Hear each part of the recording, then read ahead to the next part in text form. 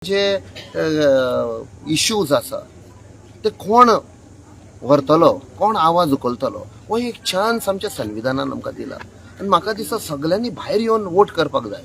कित्याक घरानूच बसन सरकाराक क्रिटिसायज केल्ले सारकें न्ही.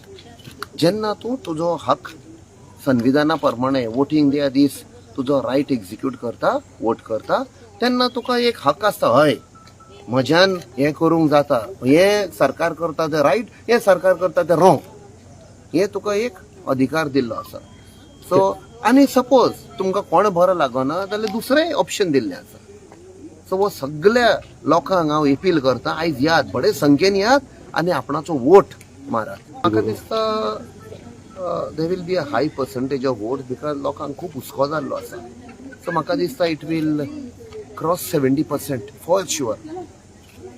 नाल्यार सद्या लोकसभाक मातसो लो आसा, but this time there will be much more. We are hoping it will touch 80%. That will be a larger participation of the people in the democratic exercise.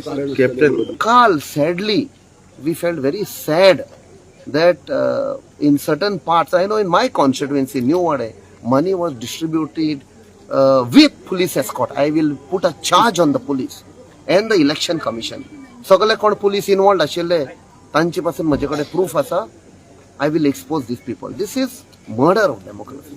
This is way election commission ते निंबू पाणी आनी कितें दिवचे सुद्दां हांकां धरपाक जाय.